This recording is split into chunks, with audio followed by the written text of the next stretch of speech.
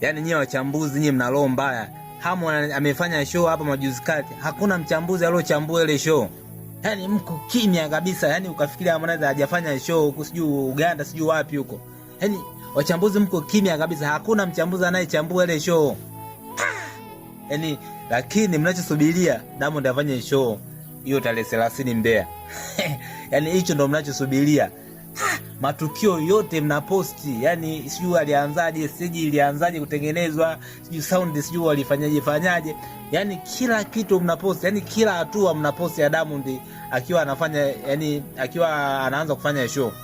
Sawa, lakini Harmonize, yani hakuna mchambuzi alokaa mkachambua, yani hatujaona ile shamla, yani wachambuzi mko busy mnamchambua Harmonize. Wachambuzi mna roho mbaya sana. Lakini za Diamond akitua tu pale Mbeya, wachambuzi mnaanza kuchambua. Mnaanza kuchambua msafara wake, mnaanza kuchambua sijui ameenda na nani, mnaanza oya, yani sijui kafanya Diamond kafanya sound check sijui oya, yani kila kitu mnachambua. Lakini Harmonize amefanya show hapa majuzi kati,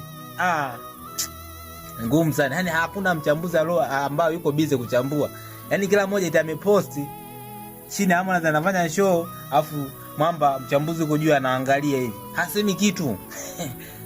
Shenzi kabisa kalakandilo wakubwa nyinyi wachambuzi. Kwa nini hamumchambui Harmonize? Ila tu tuongee tu kweli. Yeye mwenyewe Harmonize, mwenye hiyo show yake ambayo amefanya huko hajaposti. Yaani imagine Harmonize yeye mwenyewe mwenye show yake hajaposti kwenye klasa yoyote ile. Kweli hata wachambuzi kuna muda gole wanapitia mambo magumu. Shenzi kabisa kalakandilo wakubwa nyinyi.